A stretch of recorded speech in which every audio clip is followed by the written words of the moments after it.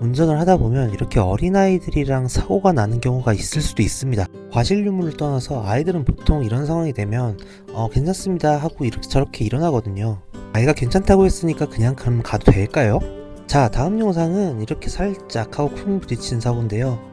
피해자가 내려서 상황을 보더니 괜찮다고 그냥 가라고 합니다. 이런 경우에는 또 어떻게 해야 할까요? 가도 될까요?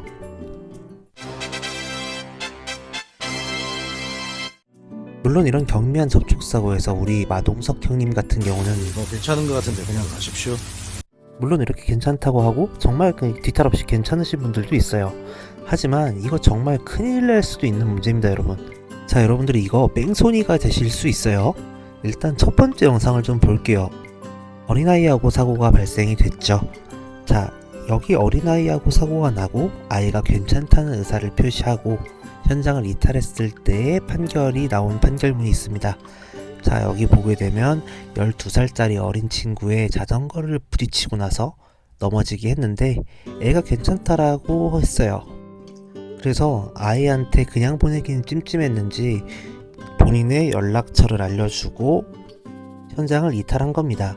그리고 그 당일날 그 피해자 어린아이의 부모, 그러니까 아버지하고 통화를 하기는 했는데 이거를 뺑소니 사건으로 보는데 그 이후에 통화를 했었던 것에 불과하다 라고 한 거예요. 그래서 고의가 있었다라고 판단한 겁니다. 그래서 결국 결론이 어떻게 나왔나요? 네, 징역 6개월 나왔습니다. 물론 집행유예가 나오긴 했지만요. 자, 다음 같은 경우에는 이렇습니다. 경미한 사고죠. 사람이 다칠 법하지 않을 것 같은 사고.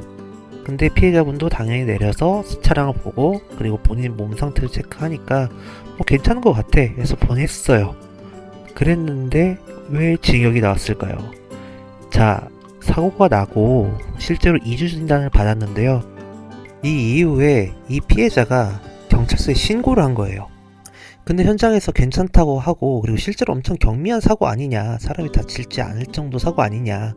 근데 그거를 법원에서는 본인이 자의적으로 판단할 만한 문제가 아니다.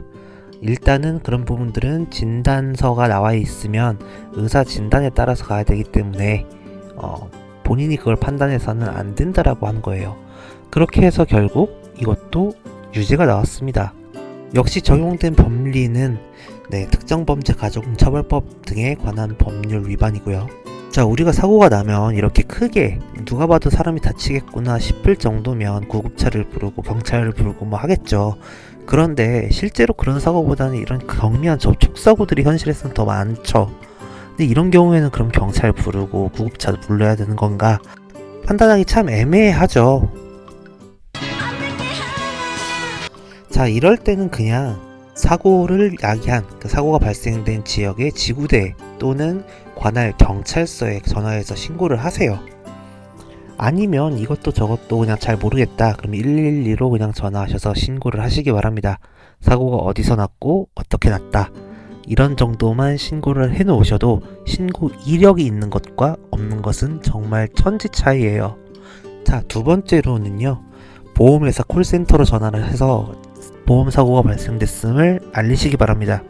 이거 역시도 무조건 필수적으로 하셔야 되는 부분이에요. 물론 경찰서 신고해 놓으면 제일 좋지만 보험회사에도 접수를 해 놓는 것이 가장 좋습니다. 그리고 마지막으로는 연락처를 꼭 이렇게 교환을 하시기 바랍니다. 내 명함이나 연락처를 전달만 했다라고 하면 나중에 저는 받은 적이 없는데요 라고 발뺌을 하는 경우들이 있어요. 실제로 그렇게 했을 때 여러분들이 연락처를 줬다라는 증거를 입증하기가 쉽지 않습니다. 자, 여기서 얘기하는 특정범죄 가중처벌 등에 관한 법률은 정말 형량이 센 법률이에요. 그러니까 우리가 어떤 범죄 중에서도 특정범죄, 그러니까 굉장히 중한 범죄로 특별하게 처벌을 해야 되겠다라고 해서 생성된 법이고요. 대한민국에서 몇 안 되는 사형을 구형할 수도 있는 죄목 중에 하나입니다. 자, 오늘은 이렇게 뺑소니 사고건이 성립이 되는 경우와 안 되는 경우에 대해서 알아봤는데요. 사고 이후에 조치를 하고 안 하고에 대한 부분들이 인정이 되는 거는 결국 재판부에 가봐야 하는 거기 때문에 사고가 발생되면 경중을 따지지 말고 무조건 제가 말씀드린 세 가지를 이행하시길 바랍니다. 자, 다음 시간에 만나요. 안녕!